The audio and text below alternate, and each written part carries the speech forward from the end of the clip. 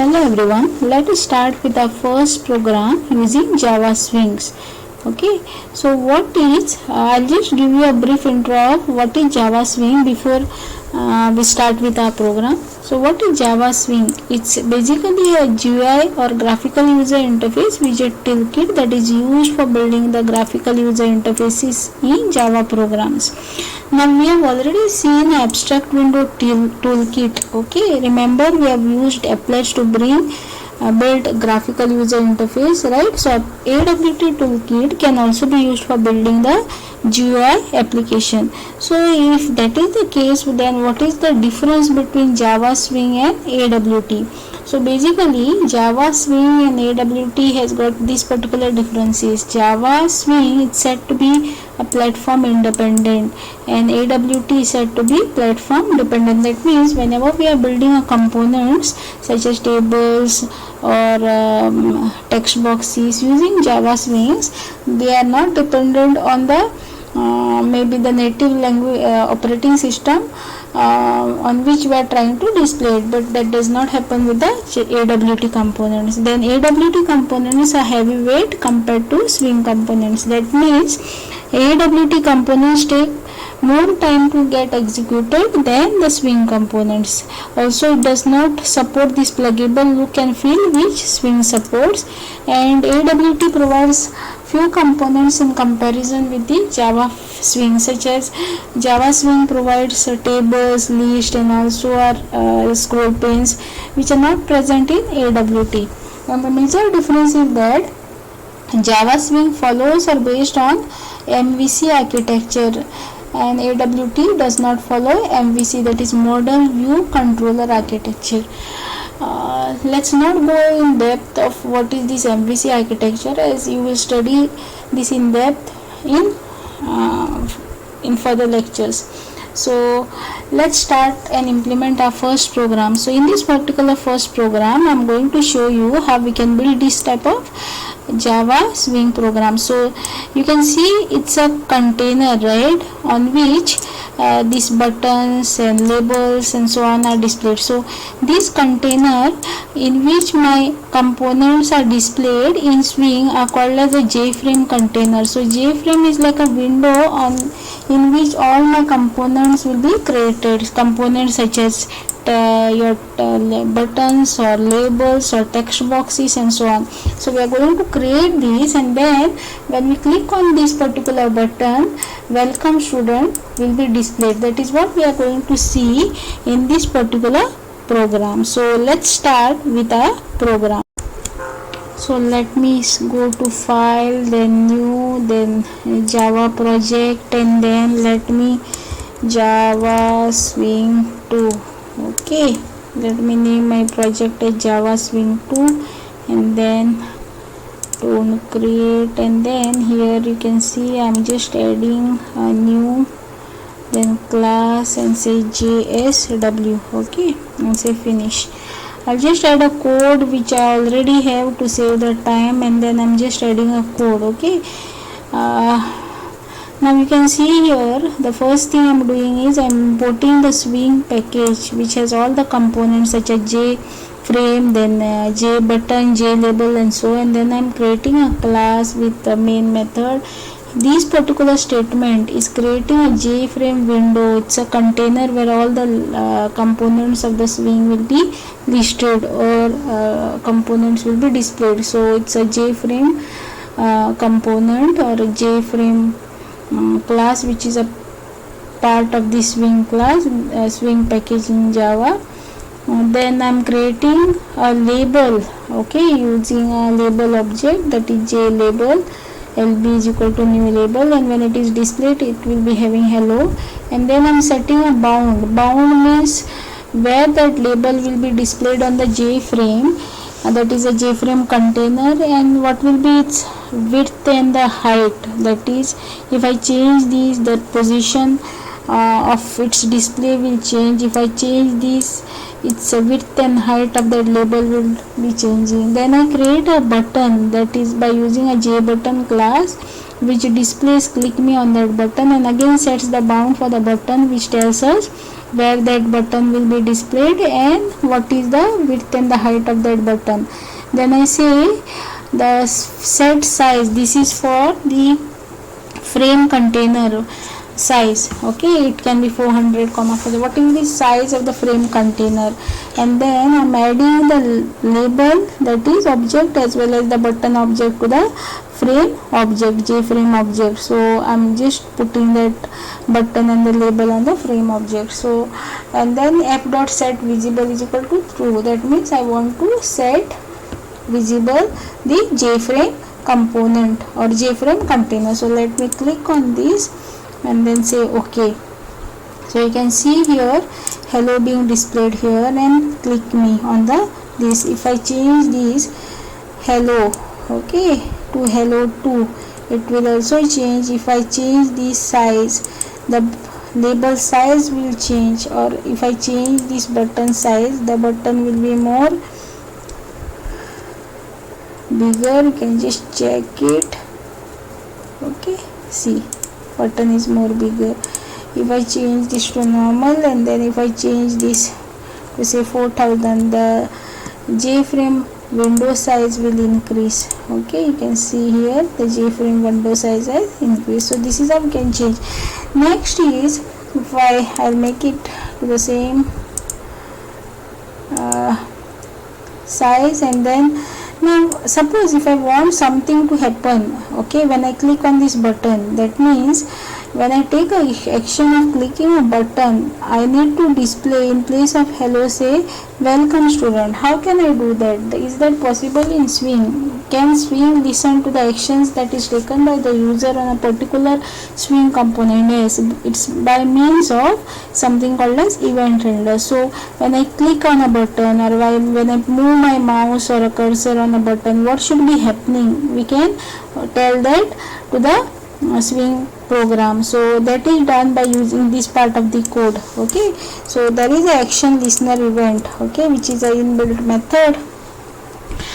You can see here inbuilt method of this abstract button, which is a part of Swing package. Okay, next what we can do is we can call this method, and then we can tell the program what should be happening on clicking of this button. So I am telling the program that set the text of my label to welcome students when I click on that button. So for this to work, I should first import what action listener and AWT event. Okay, so which is a part of a event class in AWT package. So I've already imported it.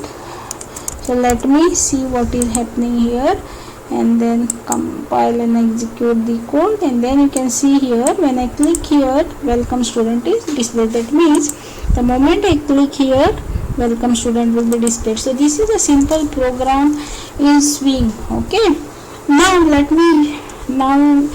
if you see, you have to write a lot of code for this. Now is there any way of doing the same thing in a shortcut method? Is there any way of creating the buttons directly as a UI components?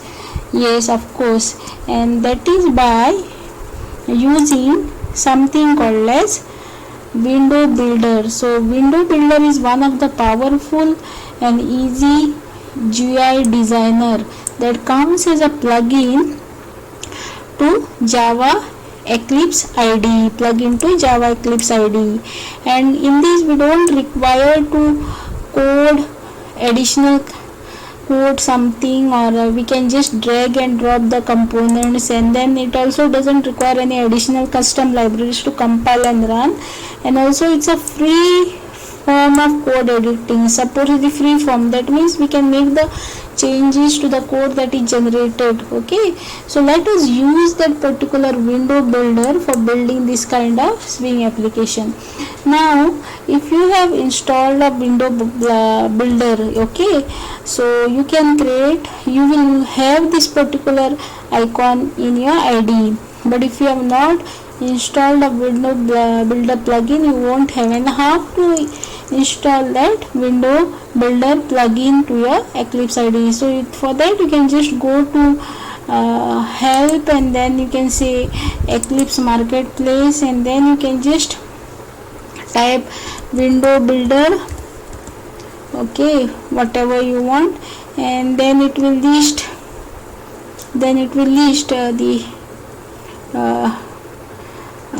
all the new components or plugins that you need to. So I'll just type window builder, and then you can see window builder, and then you can see that I'll just type enter, and then you can see that my window builder is already installed, right? So if yours is not installed, you need to go and click install now. So if you once you install this particular icon will be created in your IDE.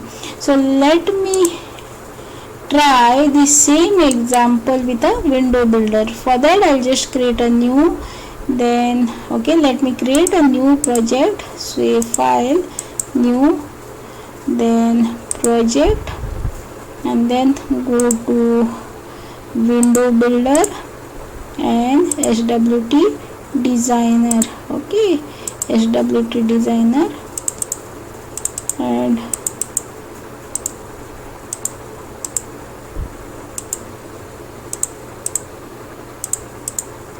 say next,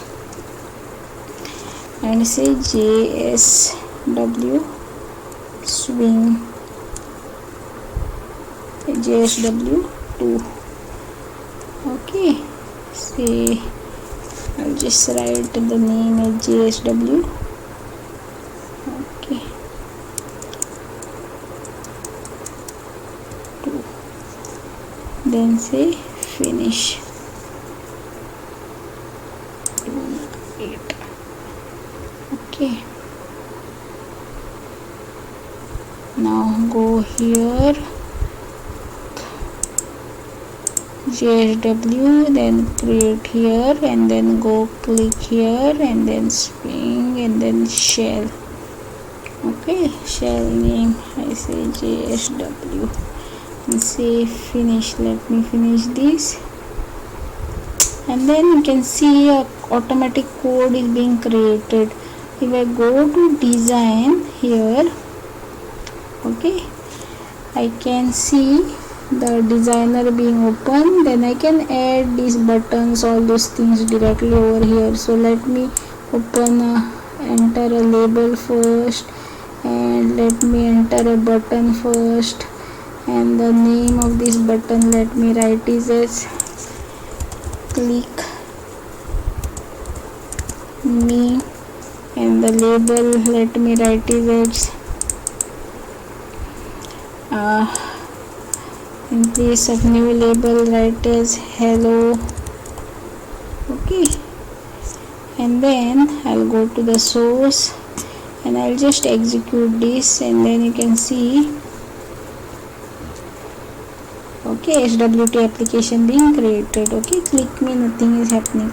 Now I'll go to design again, and then I want something to happen on clicking. So what I'll do, I'll double click on this, okay, and let me see, you can see this selection listener automatically being created.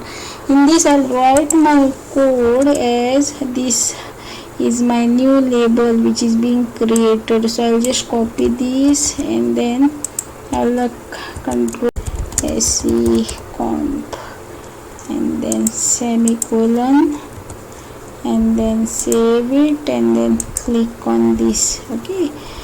Now let me show you. I click, and then you can see a hello SE comp being displayed.